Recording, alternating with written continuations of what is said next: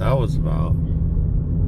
Morning, good afternoon, good evening. It's Andrew from 510 Books, and it is January 2nd, 2025. Wow, we're in the new year.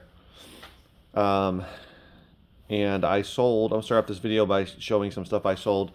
2 CD lots. The first one is my other, now that's what I call music, CD lot. Here I have 23 individual different titles. And I had this listed for $59.99. I got an offer for $40, which is right around $2 a CD, so I took it. Happy to do it. I mean, to me that's pretty good money for something like this. I had all of these. So I sold the 58 CD lot of Now You Think I Can, or Now That's What I Call Music, a few days ago. And all of these were duplicates from that. So I just created another lot and it sold for good money. So this is only 23, guys. So you can get 20 to 30 of these together and still make some decent money.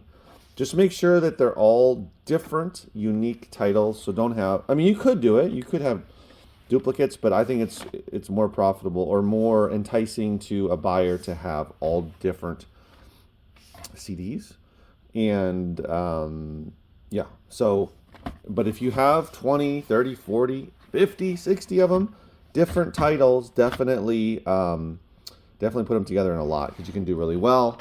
I check all the CDs to make sure they're not all scratched up and messed up. Of course, I have the Eco Pro 2 to clean them up, but that applies to anything, if you're selling any discs at all, whether it's CDs, DVDs, Blu-rays, 4K, video games, etc. If you don't have a cleaner like that, then you're just gonna have to skip on some discs, or you have to test them, or you're just gonna have to state that some of the discs show wear, that kind of thing. But so this sold, that was a really nice sale. And then this one sold, which is Tamara or Tamara, and this is a Spanish language singer. Obviously, I don't know what country she's from, but this came in a local buy that I made back in September. Someone that had a bunch of Spanish language CDs. It's unlikely you're going to come across a collection of just this artist, but it's also possible. If I did it, you can do it. There's only 5. I had it listed for $39.99. I took an offer for $34 plus shipping. Happy to do it. Now, here's a second example of a CD lot where someone had offered me much lower amount of money. I think it was like maybe even less than $20. And I had countered on a higher offer. I think it was $25. I was willing to take $25 just because these has been listed since September, but they declined. And then I ended up selling these for $34. So be patient sometimes. If it's too low of an offer, come back with something that you're more comfortable with and be happy with that, or just don't, and decline their offer. Another example was that other Now That's What I Call Music CD lot, the one that I sold for $200, the 58 CD lot. I had an offer for, let's see, it was 100. Oh, what was it? 100 and, oh, right. They offered $125, and I had it listed for $199, which is what it sold for. And I came back with, I think it was like 145. And then they countered with 130. They went at $5. So I just declined it. And then it ended up selling for the 200. So be patient sometimes. Know the value that you have, especially if you've just listed something. Be patient. Don't take the very first offer, right? Don't be desperate. Be confident in what you have and that it has value, and that's why you spent your time putting it on eBay, right? Don't put stuff up that doesn't have. If you're only going to put up 5 of these, Now That's What I Call Music, you're not going to get that much for it unless they're, I don't know, the most brand new one, the most current ones, maybe. So yeah. All right, guys. Here I am, really close to finishing with the sorting of the records. I've got this little one there, not too many to go, and then all I have left in the final box is that, which is really not much at all. So that's great. No more boxes under the table. That's what I've been working on today. Most of the day, I also, as I said, would happen, I also started to get donations. I got two donations and one very small store credit trade for just a couple of CDs. So that box is all DVDs. That was for the store credit. They already used it. That one box was a donation. And then the bags there are all books. And then the bottom box is books. And this one here is books as well as some DVDs. There's this Disney thing. Disney Adventures. I don't know if that's worth anything. By the time you see this video, I will have already looked it up. I have not got to those yet. But I was so close to getting through the records that I just, like I had, when I first started today, I had this whole box full, and then I had another half a box, about a box and a half to go through. I've tossed some of them because duplicates, or they're too messed up, the records are too messed up, etc. And so anyway, that's going to go. But I am close. I am very close to getting through it. Today, Thursday. What is today? Oh yeah, it is January 2nd. I already said that. Store was open. Was not super busy, but it was good. Actually picked up throughout the day. Started out slow. Got a couple people. Started kind of picking up momentum, and it was a decent day. Had a new person come in. Signed up for the newsletter, which is great. If you own a local business, I think it's a really good idea to have a strong social media account, either a Facebook page or a Instagram page or even a TikTok page or all of them.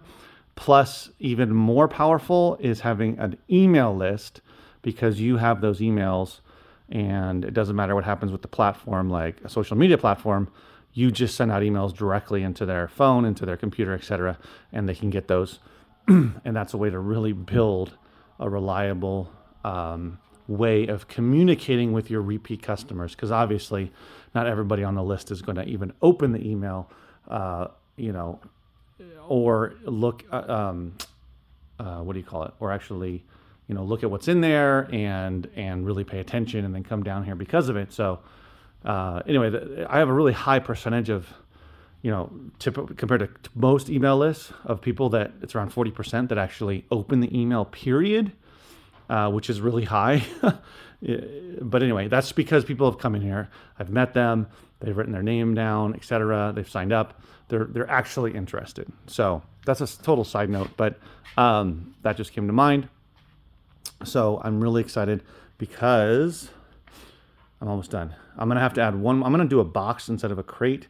So I'll have 1, 2, 3, 4, 5, 6, 7 crates and boxes. Well, six crates, one box. And that's not too bad, which is a ton, because in one crate, there's, 100, 125, maybe more records.